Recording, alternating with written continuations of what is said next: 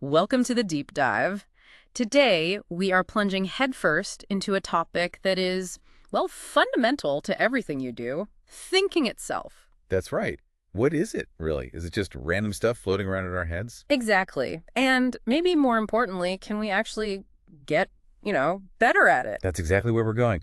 We're digging into some insights from an excerpt of really classic work on this very subject. It systematically unpacks how we think. How we form beliefs, solve problems, build, well, real intellectual muscle. Precisely. So our mission in this deep dive is to pull out the most valuable ideas from this text, maybe shed some light on your own mental processes, and give you some practical ways to think about cultivating better thinking habits. Okay, let's unpack this. Sounds good.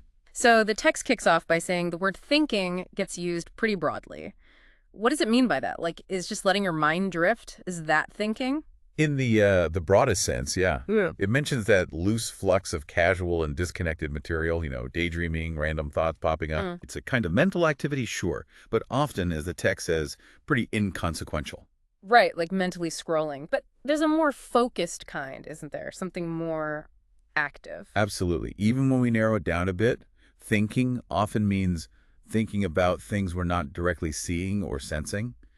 Ideas, possibilities, stuff that isn't right in front of us. Going beyond the immediate. Exactly. And then there's the source really values the most important sense. It calls it reflective thought.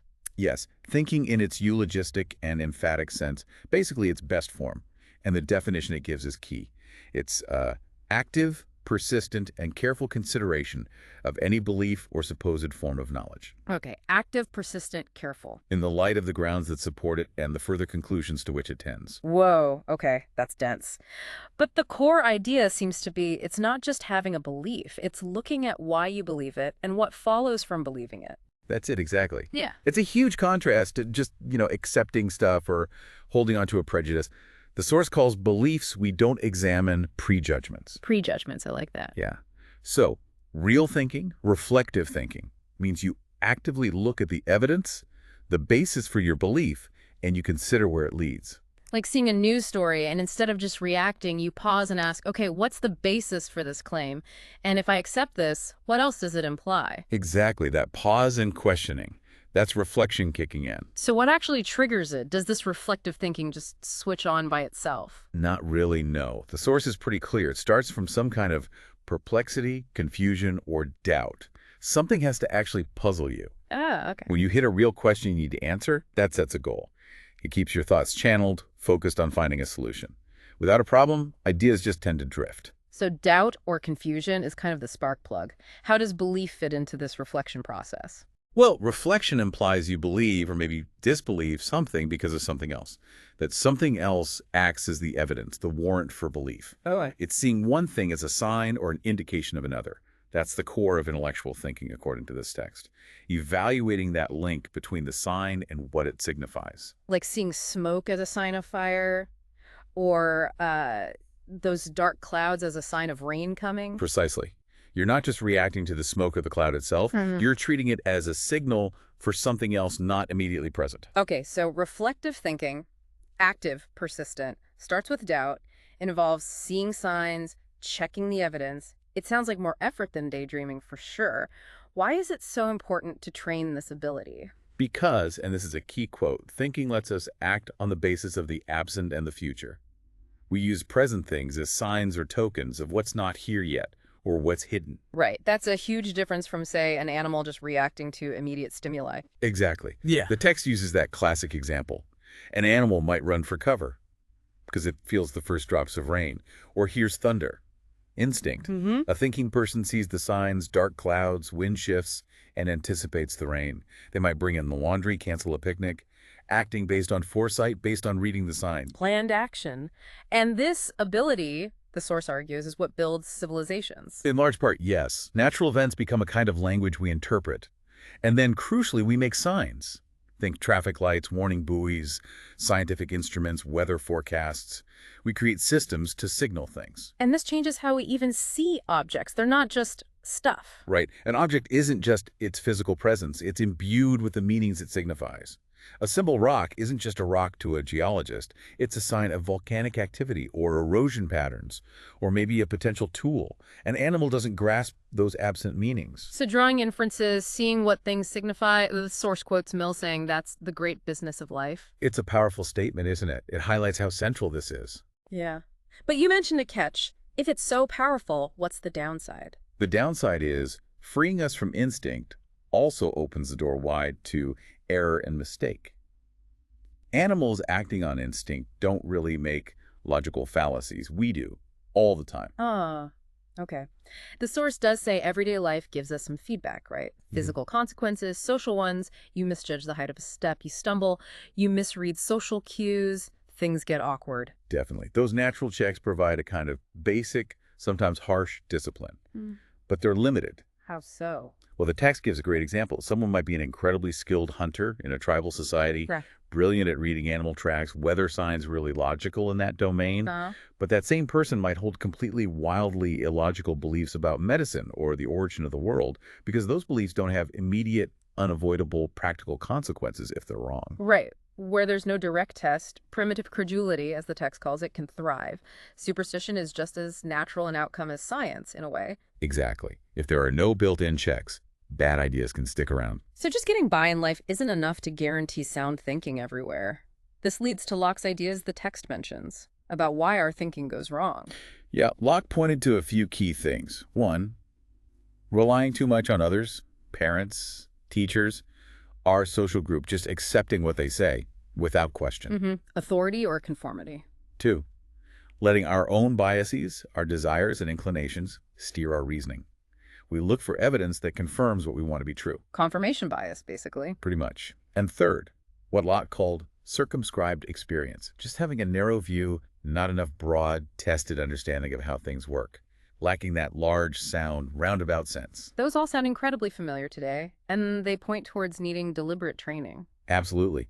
That's where education, in the best sense, comes in. Its job is to take our natural thinking tendencies and shape them into trained habits of thought. To build defenses against bad thinking habits in society and fix the ones we've already picked up. Exactly. Education needs to teach us how to test our conclusions, how to tell the difference between beliefs grounded in solid evidence and those that aren't. And this connects to mental discipline. It does, but maybe not how we usually think of discipline. It's not about just memorizing facts rigidly. It's the transformation of natural powers into expert-attested powers. Okay. Turning that natural curiosity into an attitude of alert, cautious, and thorough inquiry. It's not a gift. It needs cultivation. It's about getting the right attitudes and habits for different kinds of problems.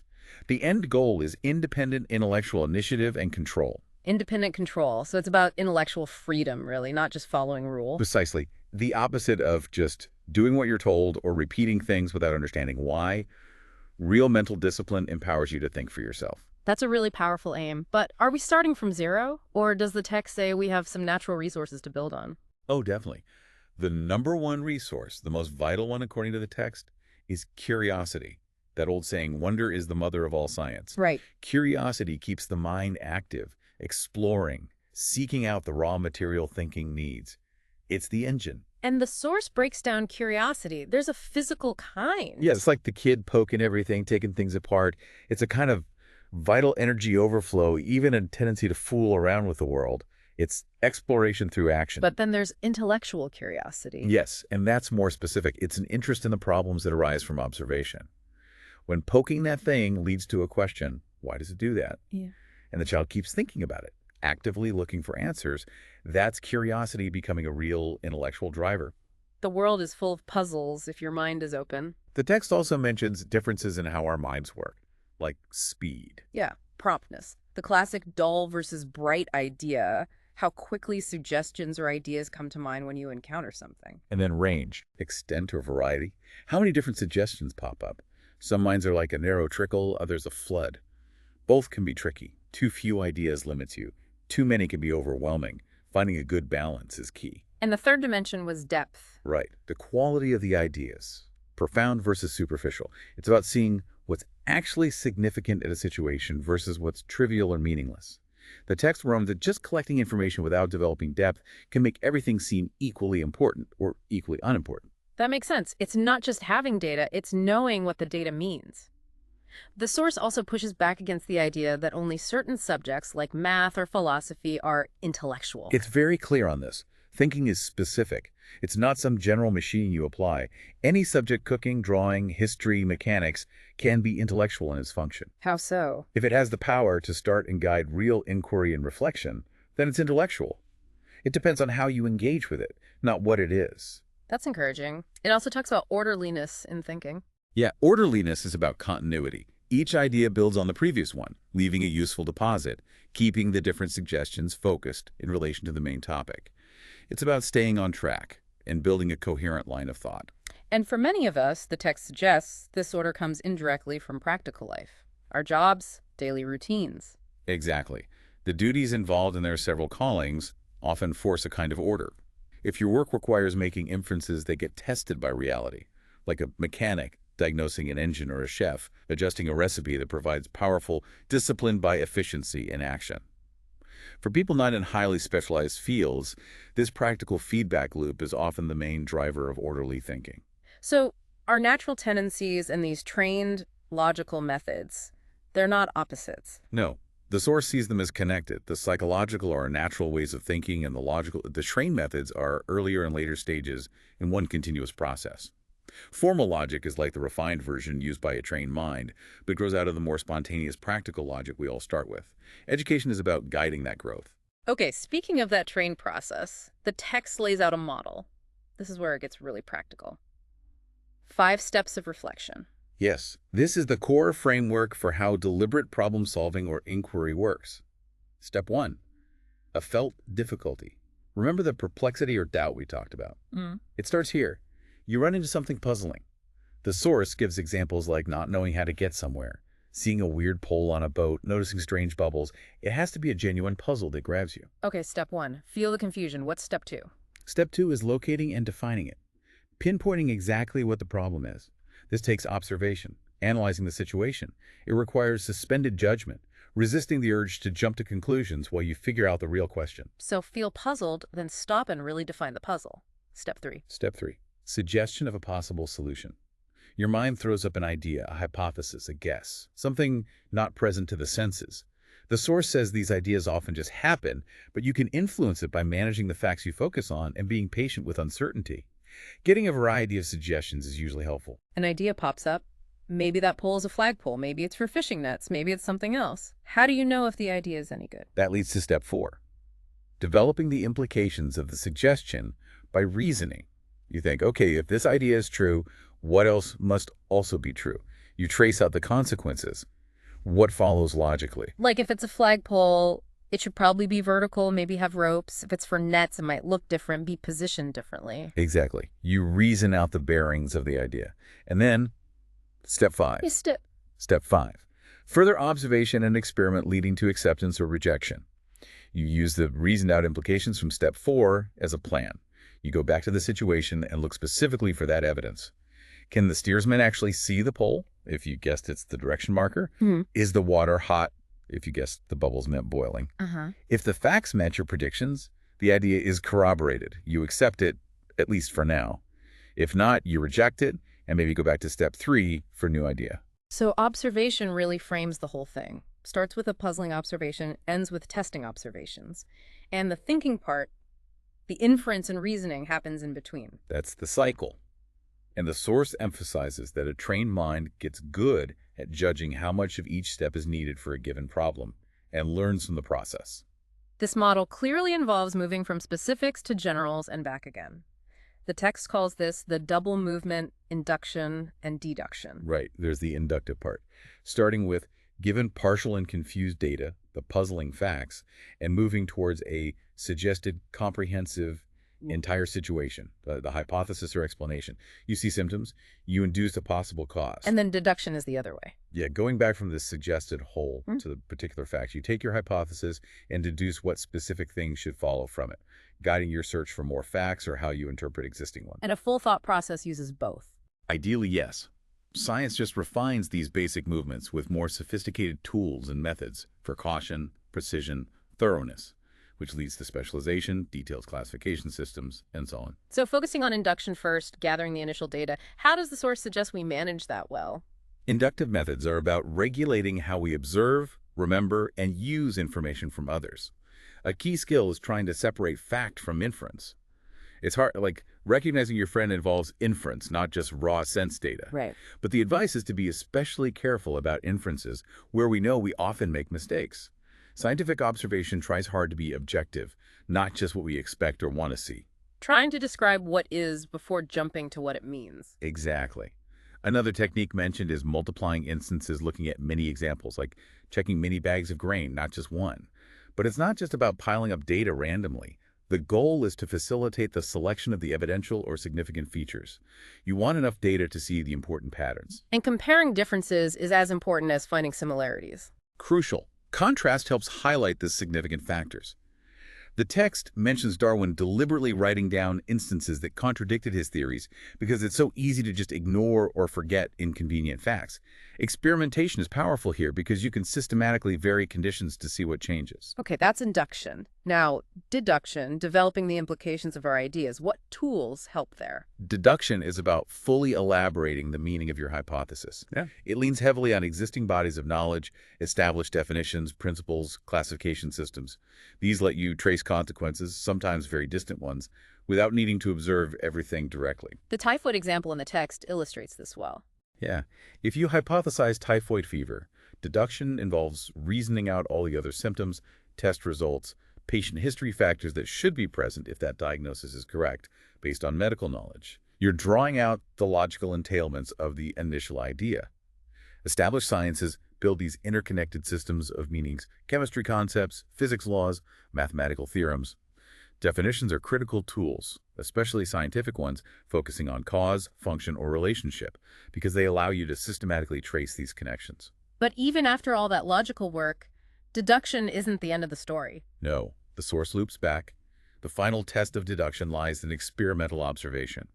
Your reasoned-out implications are ultimately suggestions for what to do or what to look for in the world. You have to check if reality matches your deduced consequences. This whole five-step deduction framework seems really solid, but the text also warns about how things can go wrong, especially in education. Yes, major pitfalls. One big one is artificially separating induction and deduction in teaching. How does that cause problems? Well, one way is treating induction as just amassing of facts, making kids memorize isolated bits of information without connecting them to a larger question or idea.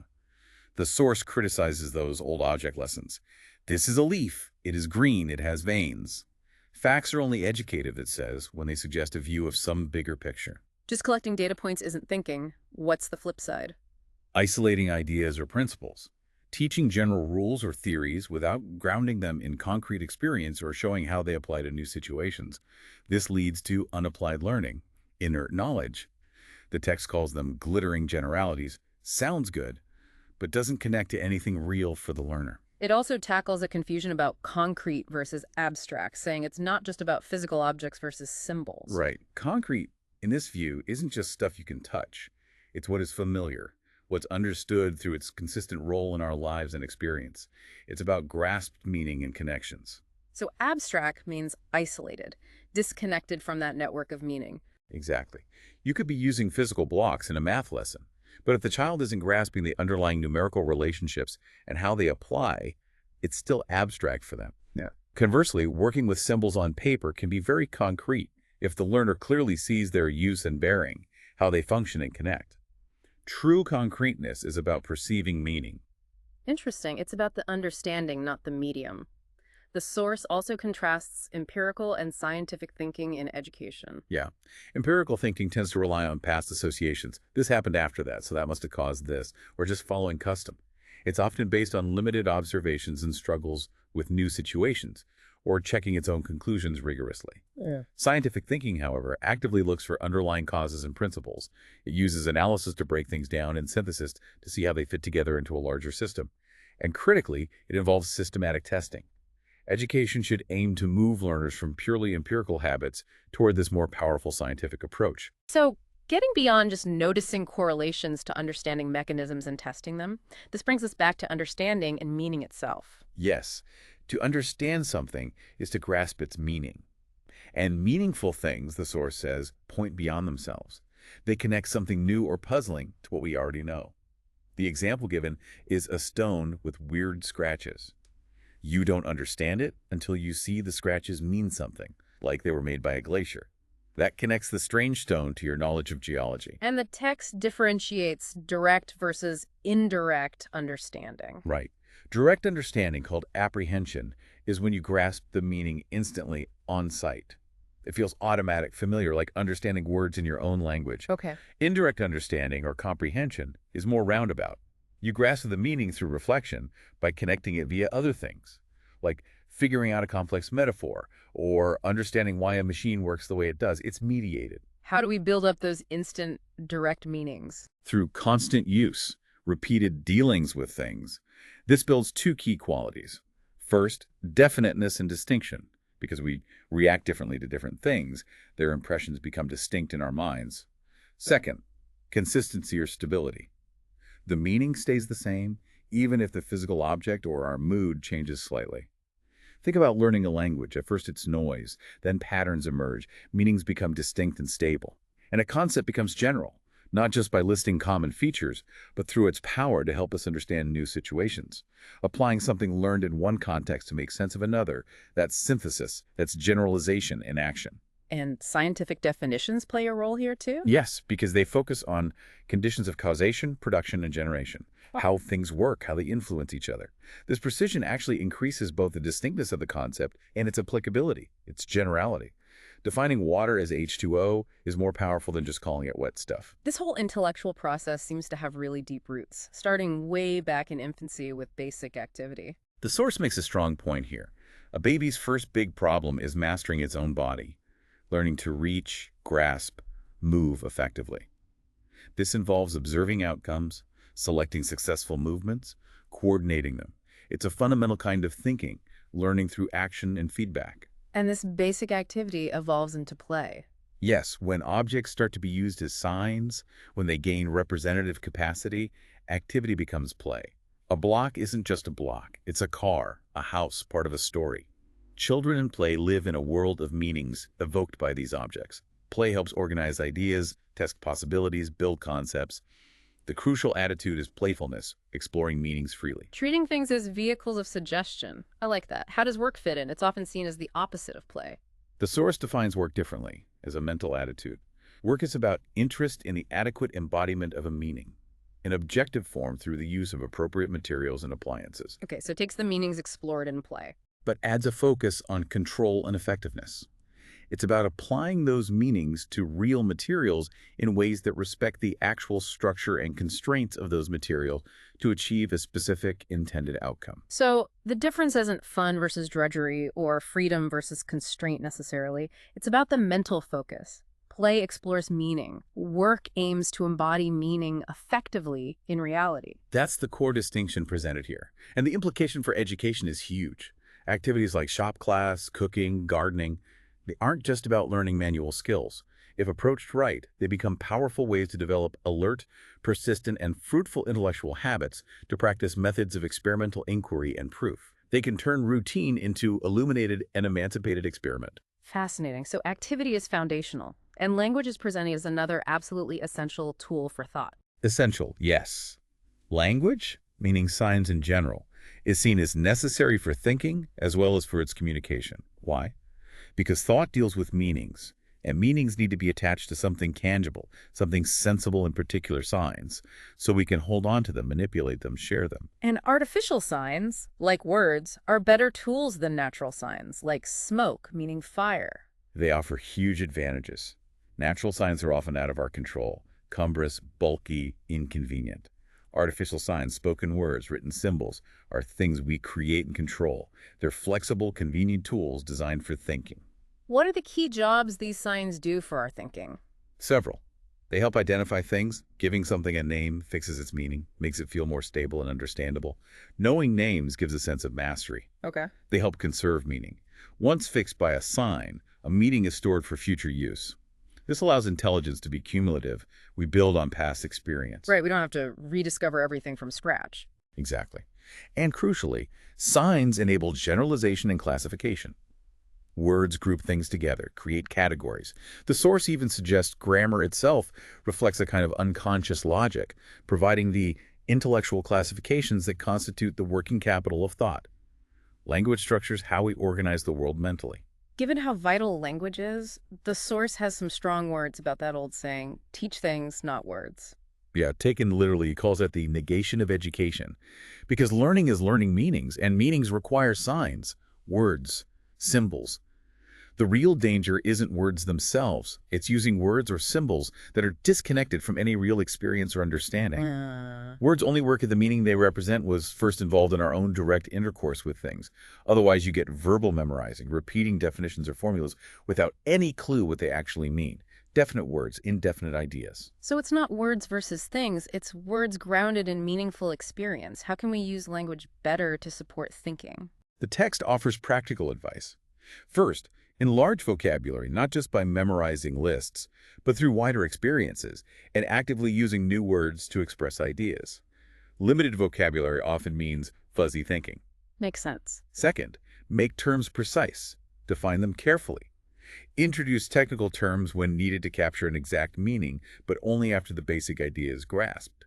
And third, develop habits of consecutive discourse thinking and expressing thoughts in a connected, logical flow. And it criticizes things that break that flow in classrooms. Yes, like teachers doing all the talking, chopping lessons into tiny disconnected bits, or constantly interrupting to correct minor errors, which diverts energy from the main line of thought. Okay, language helps structure thought.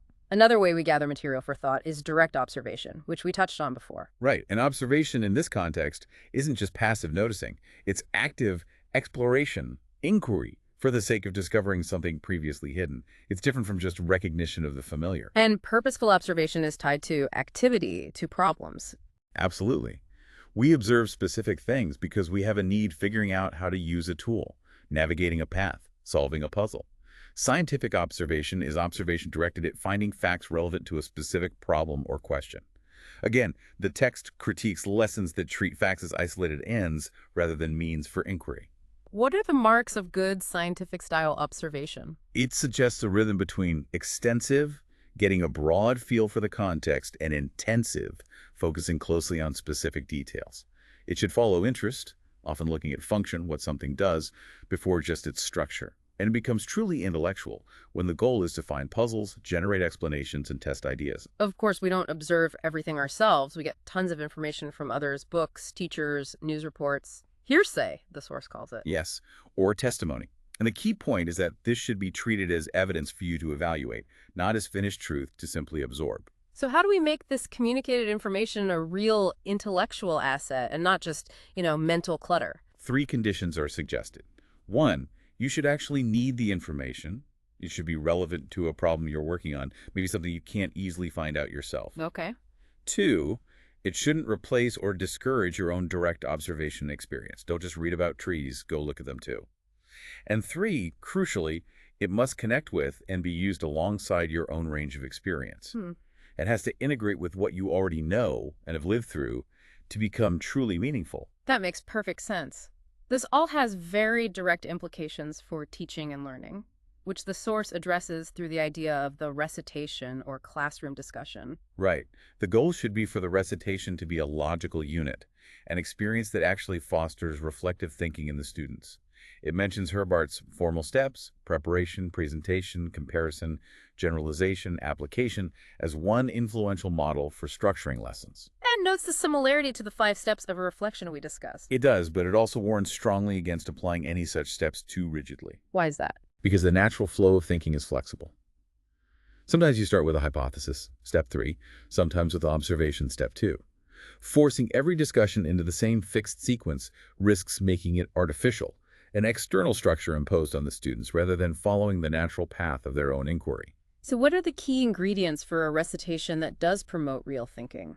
Well, preparation should be about creating a genuine sense of a problem, a real perplexity that motivates the student to inquire from the inside out. Presentation involves gathering the needed information through observation or communication. Okay.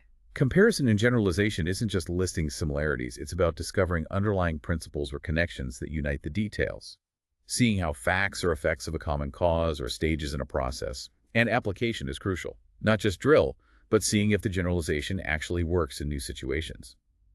The text says, the surest test for detecting a spurious generalization, one that isn't really understood, is whether it fails to spontaneously extend itself.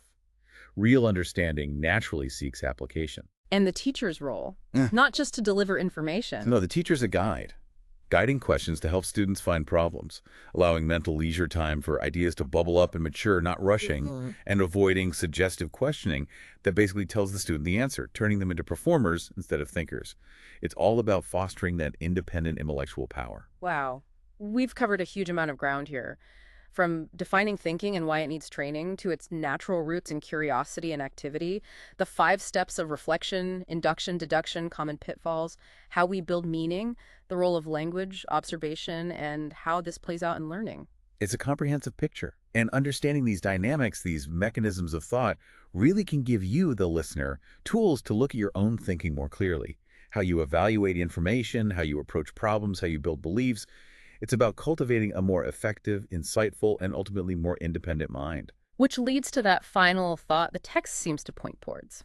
If true mental discipline is really about achieving this independent, effective power to think for yourself, how much of our standard educational practices, or even just our own daily habits of consuming information and solving problems, actually foster that kind of intellectual freedom? That's the provocative question, isn't it? How much are we really being equipped or equipping ourselves to think independently versus just following along? Yeah. Something to definitely chew on.